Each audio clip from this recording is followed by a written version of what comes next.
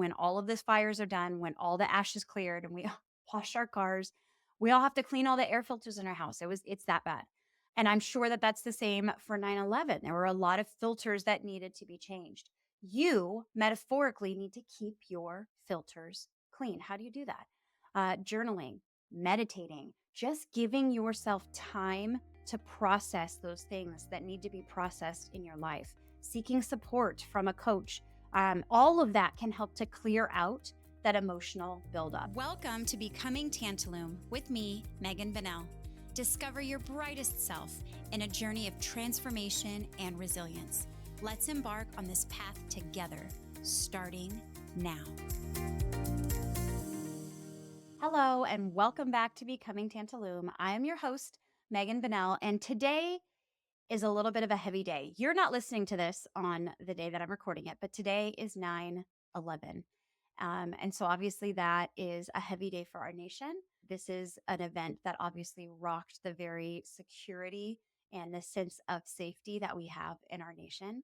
For those of you that had major losses on that day that directly impacted your life, my heart goes out to you. And for those of you that were indirectly affected as just a nation as a whole, my heart goes out to you as well. That's important, and it's going to come into play in a little bit. But today, in our particular area, I live in Southern California. It's an also heavy and very dirty day, if you will. We have a series of wildfires that are affecting dozens of cities and communities in throughout Southern California. What I'm going to talk about today is not to make light of that situation. And so I don't want to discount the survival mode that a lot of people are in right now. And I'll take a moment to say thank you so much to all of the firefighters that are risking their lives and are away from their families to fight these fires and save structures and save lives. What I'm going to say today, though, is really a take off of that, because what I've learned in my personal life and with my clients as a life coach is that circumstances like these that are out of our control, 9/11, natural disasters, oftentimes they have a lasting effect in our lives that isn't necessarily positive. And so today I'm going to be talking about air quality because that's very relevant to us here in Southern California. And I'm going to liken that to something in our lives personally, not here in Southern California, but for all of us. Let me talk a little bit about what's happening here in Southern California. So we have those wildfires, like I mentioned, and there's obviously communities that are directly affected by that. For those of us, thank goodness, that are not in the line of the flames, we actually are still being affected, obviously not in as big of a way, but we have terrible air quality. And I guess I haven't experienced a wildfire that's affected our air quality in the way that these have. And I'm not sure if it's because of wind or because of weather, but our lives have essentially been shut down. All of our schools are closed. All of the sports that my kids are involved in, those have all been canceled. And we can't really be outside. The air quality is that terrible. It looks like it's Armageddon outside. And again, this isn't to discount what everyone who's actually affected by those fires directly is experiencing. But it made me think this morning about how it's causing us to be imprisoned almost in our homes and causing our life to just be shut down, obviously momentarily. And that made me think about the air quality of our lives, right? So, not going outside and physically breathing in that air, but what we are allowing ourselves to breathe in, metaphorically speaking, on a daily basis, what we're allowing into our hearts and our minds on each and every day. How does that affect our emotional and our physical being because of what we're choosing to breathe in? And as I thought about it more, I realized that there's really a deeper parallel here as well, one that connects not just to the fires, but also how we respond to life-changing events in general. So, in America, we have hurricanes every year and we have tornadoes every year and we have earthquakes every year. And if we don't live here, perhaps it's that you have tsunamis and you have wars and then national events again in America like 9/11. These moments shape our lives in very profound ways, but how we respond to them can determine the air, metaphorically speaking, that we breathe for years to come. And so, again, I want to pause and offer my heartfelt sympathy to anybody that is directly, currently impacted by these fires, by the hurricane that we just had. I know so many people have lost their homes and communities have been absolutely devastated. Obviously, evacuation orders, I mean, all of that. Life's been put on hold in a very, very real way. And so this isn't to discount all of that that is happening. If that is you, stay in survival mode, stay strong. You will get to that other side of it. But for all of you that are not directly impacted, this is something that you can take into your life starting today. So I'm hoping that whether you're directly impacted or indirectly impacted, that this episode can offer some solace and some reflection and maybe a sense of control during and after these uncertain times that we don't have control over. If you are feeling like your air quality is poor, if you are feeling like you are a prisoner, right? We're, like I said, we're prisoners in our home, but you are a prisoner in your own life. Your air quality, what you're breathing in, what you're allowing is perhaps something that you need to take a look at, your mental and emotional air quality. So here's where I want to make that big connection to 9/11. That day obviously forever changed the air we breathe, both actually and metaphorically. The dust and the debris that covered New York City, and the emotional aftermath that lingered for years, and for some still may be lingering. Many of us felt trapped by fear and by anger and by uncertainty, and we didn't know how to move forward. And it truly affected our entire nation, some at a obviously more personal and much deeper level, but it affected all of us. And some of us, it was even just a sense of safety and security that now was lost, right? But the reality is, even in the face of such a huge event, such a tragedy, we have a choice. We can allow circumstances, natural disaster, national tragedy, which are out of our control, to forever pollute the air quality, the air that we breathe in, leaving us stuck in negativity, imprisoned as a victim to this circumstance. Or we can choose to transform it. We have the opportunity to let these challenges, these circumstances out of our control, make us stronger and more resilient and more motivated in our lives with purpose and with clarity. Let's talk about a little science here. So, on a physical level, I'll just talk about the smoke we're currently experiencing here. We know that poor air quality causes some serious health, like physical health problems. So, the American Lung Association tells us that long term exposure to any polluted air can lead to respiratory issues, cardiovascular diseases, and even shorten our lifespans. We saw evidence of that with some of our first responders for 9/11. The quality and the dust and the debris that they were breathing in was so poor that they faced long term health issues because of that toxic air that they were breathing in, right? So we know that physically, air quality can affect you in a major way. But I'd like to talk about how that's going to apply to your mental and emotional health as well. So here's the thing: when we let fear or anger or negativity cloud our minds, be the filter for our thoughts and our actions, it has the same impact on our lives. It wears us down, it leads to stress, to burnout, to limiting our ability to move forward in our life. And all of that affects us in a physical way, even though it's just our mental and emotional air quality. So, just like we protect ourselves physically from harmful, toxic substances in the air, we need to actively protect our minds and spirit from the toxic influences that we let in. I know that I've talked about this before, and I've referred to it as the soil that we live in, that we grow in, and how important it is to have the soil that is going to allow you to grow and become that person and to live the life that you want to live. And this is that same concept. Here's the big question for you: are you a prisoner to your life's air quality? After 9/11, a lot of us felt like we were prisoners of fear, like I said, uncertainty for a long time, right? But there's another option. Just like these wildfires that are going on here, you can choose to improve your air quality. You can choose where it is that you are existing and the air that you are breathing in. And circumstances may temporarily pollute your life out of your control, but you're in control of what you allow to take root long term. You don't have to be held hostage by fear, by anger, by sorrow, from past events or losses, whether they're personal or collective. You have the power to purify that air that you breathe in, to choose resilience and to emerge stronger, regardless of those circumstances that were out of your control. And so I wanted to give you some questions to really think about.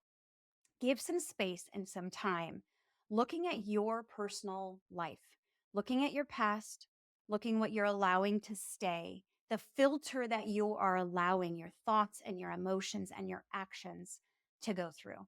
So, a question for you: what pollutants, metaphorically speaking, whether it's from past events from 9/11 or recent struggles or major losses in your life, what pollutants are still affecting your mental and emotional air quality? Are you still holding on to fear, anger, negativity? Are you allowing yourself to continue to be a victim to those circumstances? And if so, how is that impacting your daily life?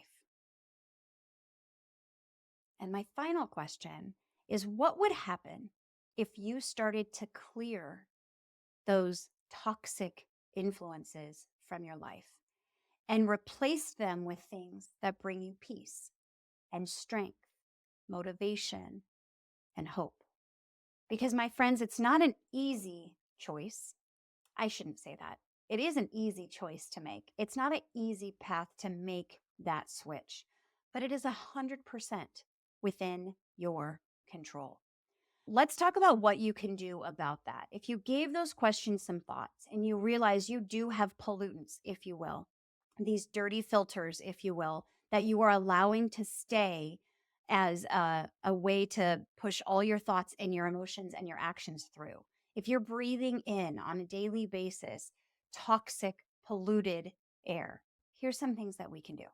First, and we talk about this a lot, the first step to really anything, any improvement, any goal you want to reach, any circumstance that you want to move past is awareness and to identify exactly what it is that you're dealing with. And so in this case, you have to be able to identify and release emotional pollutants.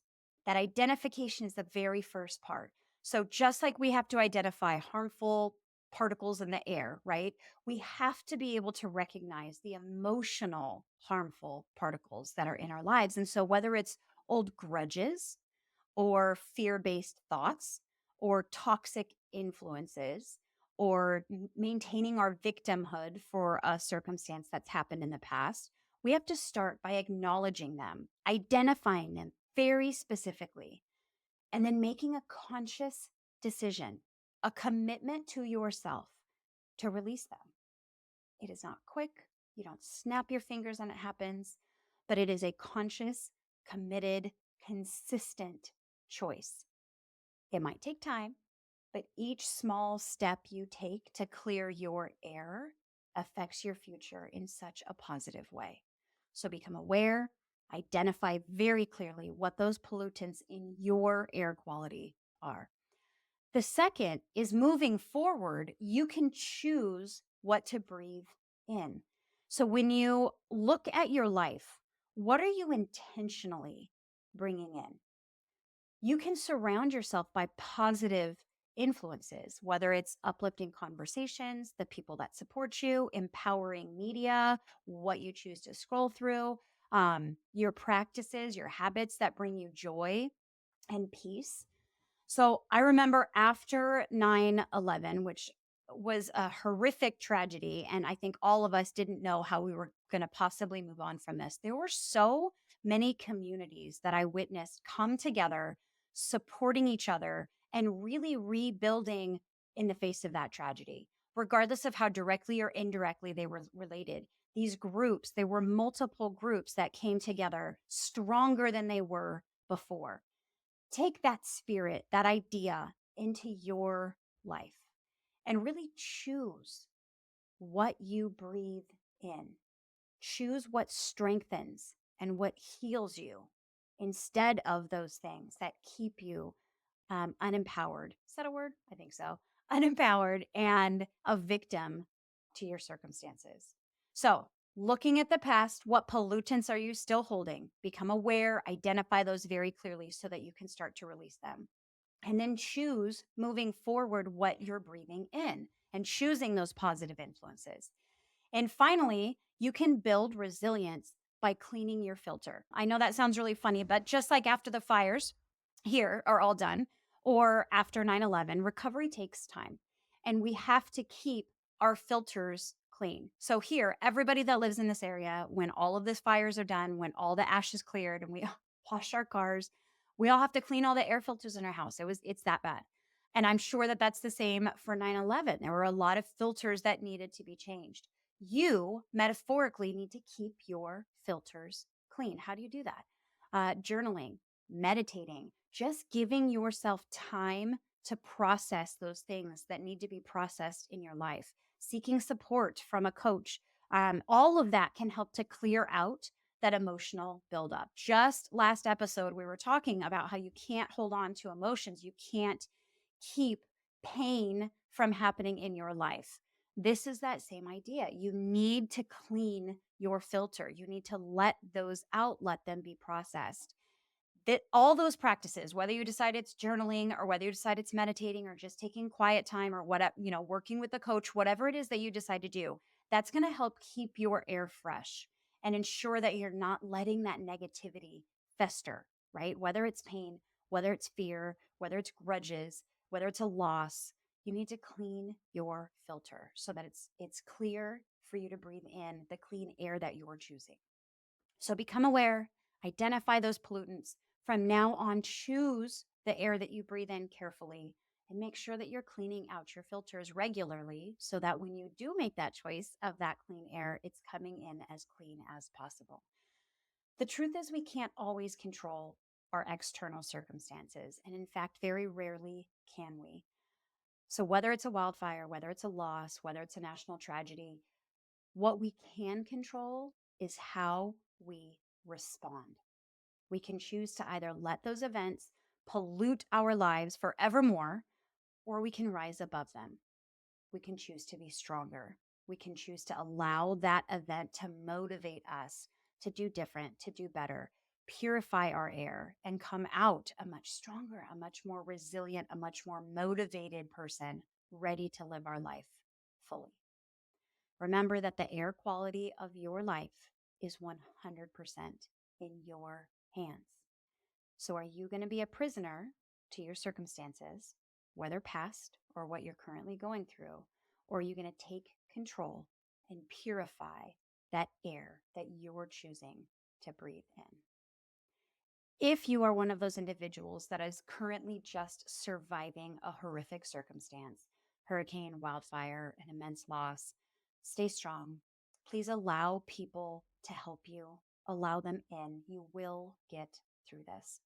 And once you are on the other side, give these questions some space in your mind. Go back, give this a listen, and see if we can't help to filter out any pollutants that you have remaining from these circumstances. Life is full of circumstances out of our control, but we allow to remain in our metaphorical air.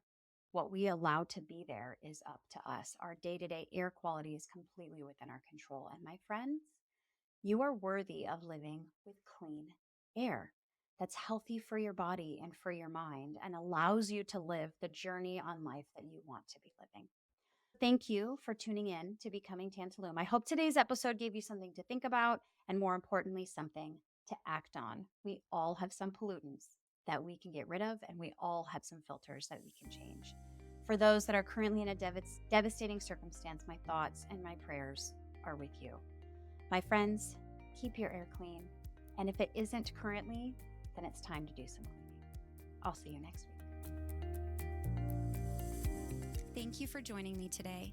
If you want to take all of these concepts and tools to a deeper level, apply them to your life, and watch the transformation happen, I would love for you to join the Tantalum Tribe.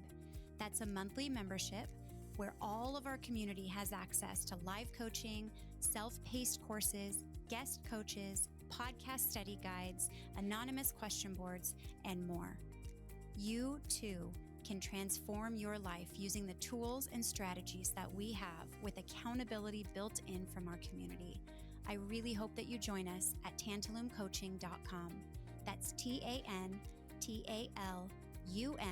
coaching.com. Just click join the tribe. I can't wait to see you in there.